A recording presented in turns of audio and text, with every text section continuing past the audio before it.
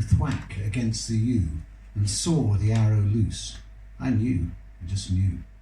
The sky stepped sideways, shivered at the brush of fletching as the shaft flew past and rushed on up to the white moon.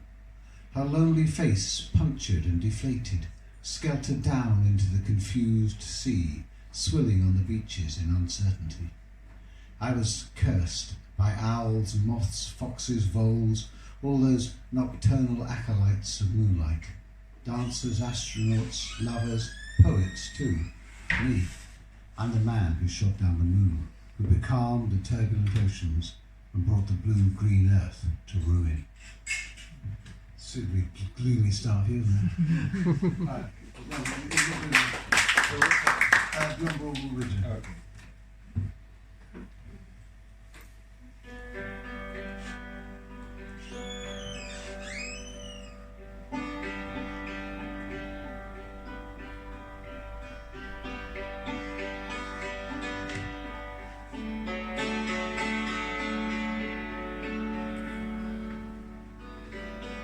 Let us suppose your car packs up, out here, beyond Broadwood Widger, St Giles on the Heath, Virginstone.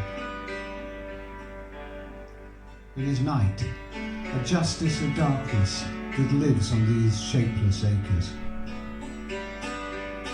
You walk the twisted lane a mile, then seeing lights, you cut across. Fields, gates, the woodland edge, fields, hedges, the dark-shadowed copse.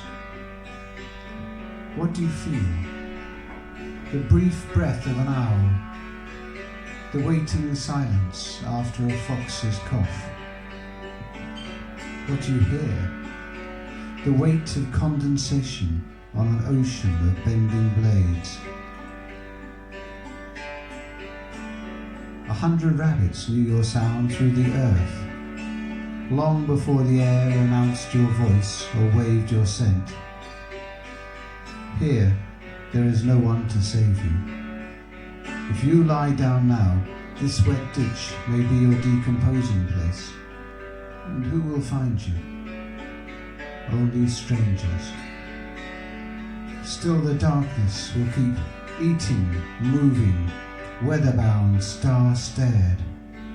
Out here, in the twitch of spiders, the fright of jays, the quick knee-jerk of a cricket's ear, a moment passing, considered, forgotten. The only trace, a disturbance in the scent blown down from the wood, an imprint on the retina of a cow's large, soft eye, fading.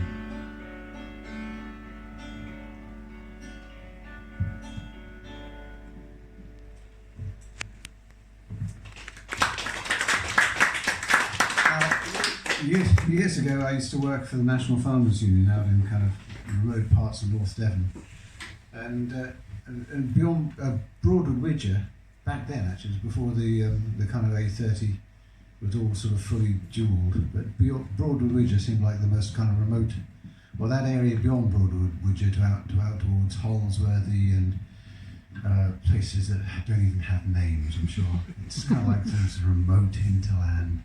And occasionally I drive around the farms out there, and that's a poem that goes back to those days, really. So, okay.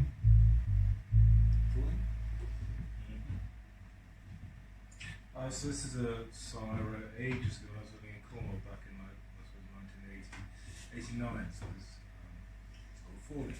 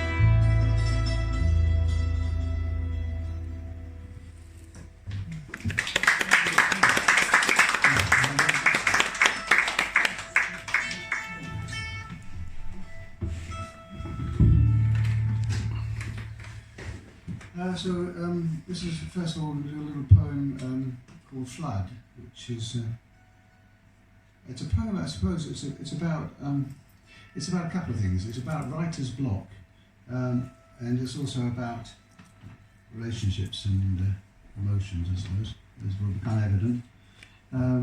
Curiously enough, I know a friend of mine who is a lecturer at the University of Exeter has been using this in workshops she's running with the Met Office in the Exeter, about how people think about weather and water and flooding, and it just seems very strange. You write a poem and you end up with weathermen sort of looking at it thinking about their weather forecast or something. But there we go. And this is going to go into a song you're going to sing. Yeah, it's a song by Randy Newman called Louisiana, and it's about the floods in Louisiana in 1927. But then after the Hurricane Katrina hit New Orleans and Louisiana in 2005, I think it was, it's become an anthem for New Orleans. It's reinvented itself. So yeah, but I'll go into that afterwards. The levee broke and the flatlands flooded up to the farmhouse door. A cow swam by, and all manner of stuff floated round. For 6 green months she'd sat in her room, looked out over constant meadows, watched cattle come and go, taking their turn, saw seagulls stamping turf to summon worms. The rooks grew feather trousers, balding beaks, while slowly the levee was springing leaks, bulging for a thunderstorm to snap. And all that time her mind was parched, so to slake some kind of thirst, she lay down in a deluge of poor boy music, stolen blues, and songs of desolation. Now the levee burst, she might move on when the water drained. She was just dry, hard-tack dry, in need of rehydration.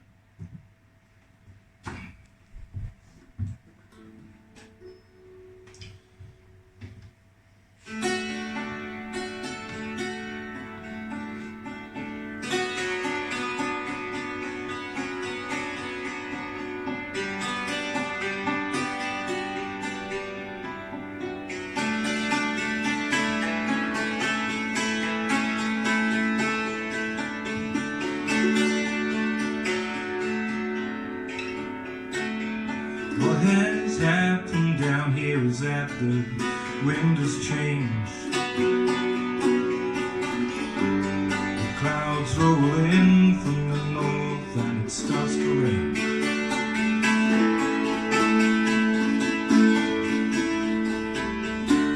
The rain fell hard and it rained for a real long time,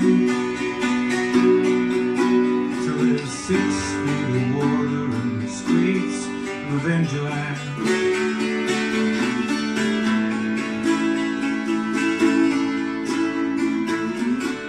The river rose all day, the river rose all night. Some people got caught in the flood, and some people got away alright. The river has busted through, clear down to Plaquemine, and there's 6 feet of water in the streets of Evangeline.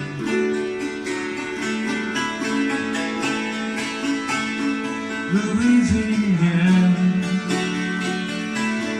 Louisiana, they're trying to wash us away. They're trying to wash us away. Louisiana, Louisiana, they're trying to wash us away. They're trying to wash us away.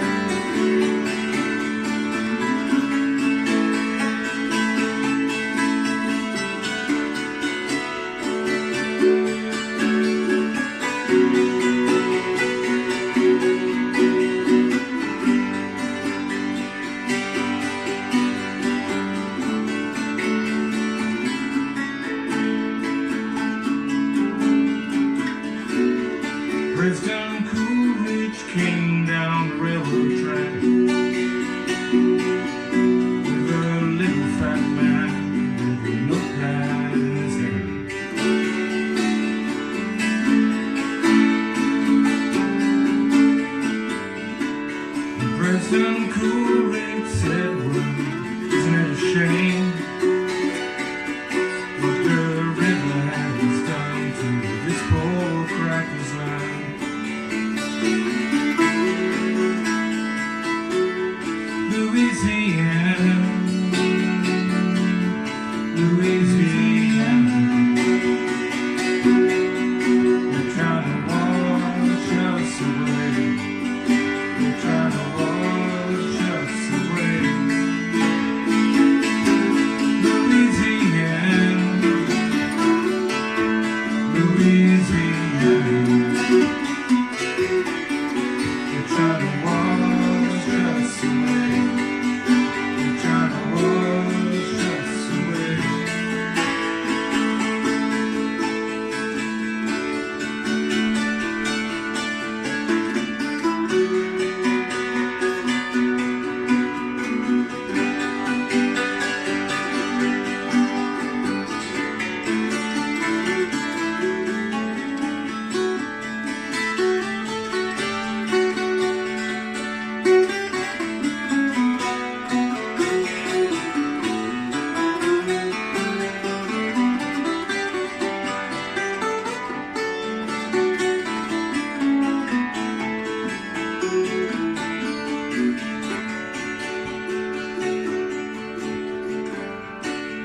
What has happened down here is that the wind has changed.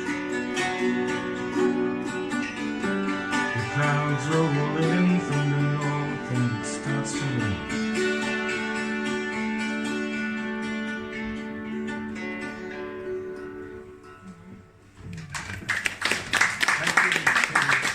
Thank you very much.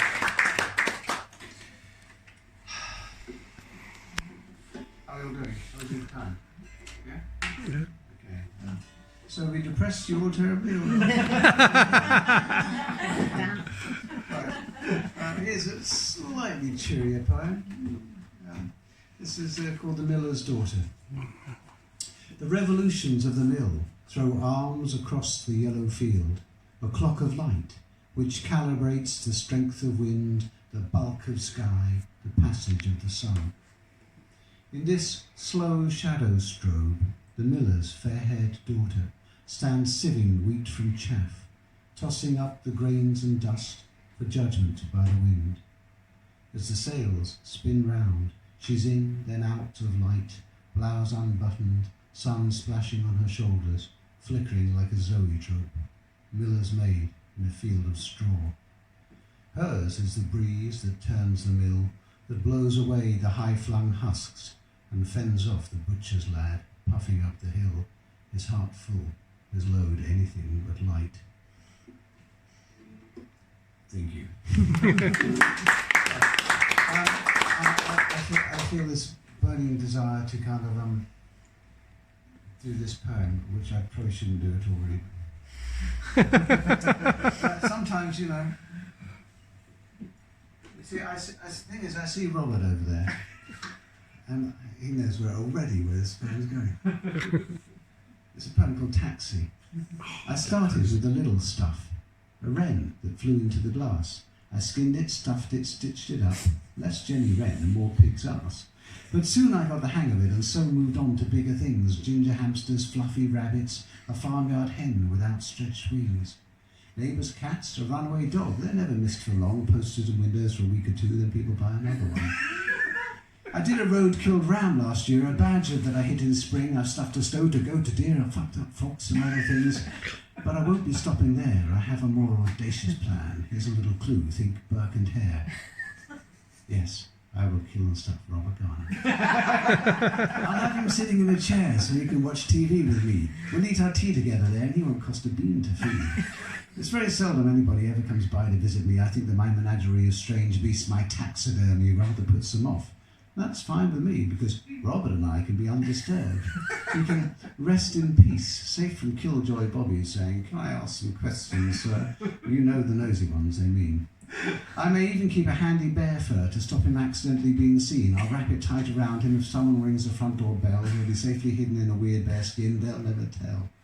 And when I'm out of work all day, I get for him a keeper's hat so he can watch my zoo play and keep the order in my flat. I've thought of everything, I hope. I've waited for a moonless night, truncheon, chloroform, gag and rope, 10 litres of formaldehyde. And here's the bit that tickles me. I've done my car up like a cab, so Robert will shout out, "Taxi!" before he gets a cosh, a sleep, a stab, and then, like pharaohs from antiquity for whom life itself was not enough, he'll attain all immortality through being well and truly stuffed. I only do that just because I feel I've got to lighten the tone after this. Right. I think we need a tune, really. How about scale? So it's just another tune of wine. It's not just another tune, it's a wonderful piece of Dulcimer playing. And I always feel like curry afterwards.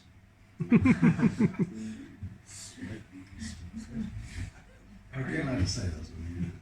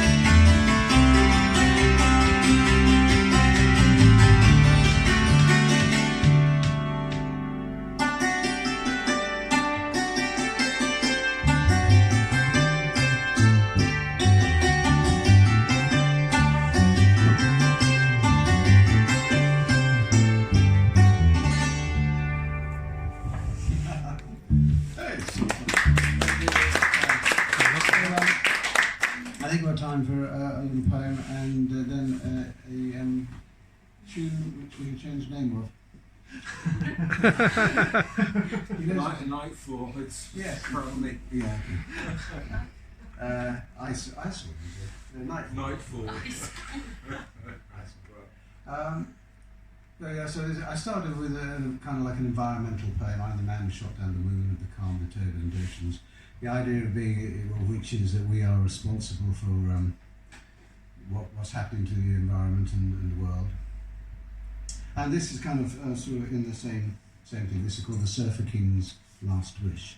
And in a sense, I've invented this little sonnet, as was the first one, and I've invented this little character called the Surfer King. The idea being that surfers are very in touch with the environment and the whole Surfers Against Sewage campaign and that sort of thing. So it ties in with that, really. This is my last request of those I love. I'm wiped out now, carry me to the cove, not on my surfboard, but a wicker chair, then point me at the sea and leave me there. I'll sit and count each fabled seventh wave, then gather beach glass washed from mermaids' graves, with which I'll open up my arteries to let my weary blood flow in the seas.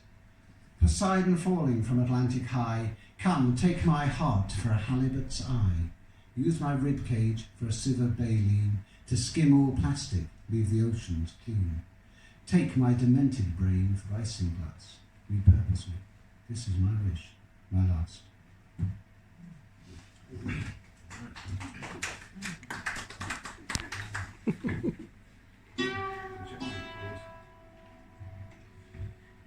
I'm sorry, I'm not checking my emails. I'm just checking.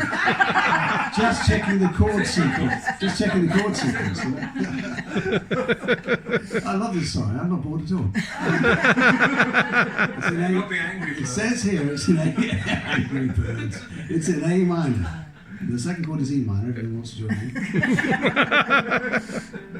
Yeah, it's true.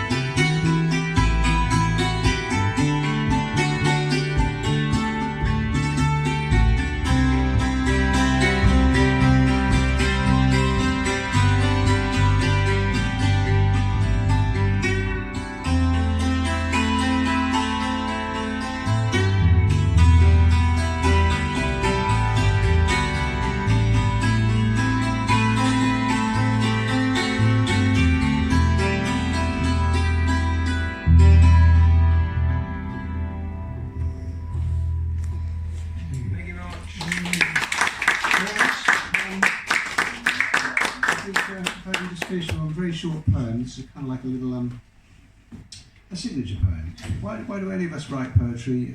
Hopefully something sticks with some member of the audience and they think, oh, that was a good line or a good word or something. It lives on beyond the reading or the recitation. So I slipped a little word in when he wouldn't notice it at all. Subtle, quick, kind of mean, only a small word. But then aren't all words pretty small in the old grand scheme? The word was fused to detonate as he closed his eyes to snooze after dinner at 8:30. Bang! All wordy hell broke loose. People screamed, crowds parted, the doctors arrived in a rush. The Queen sighed, the Pope farted. No use, his brains were addled mush. So why am I confessing this? What harvest can I hope to reap? Why should I even bother you? If you start nodding off to sleep after dinner, as some folk do, if you hear a little clicking, that's it. I put a word in you, and the detonator's ticking. Thank you very much.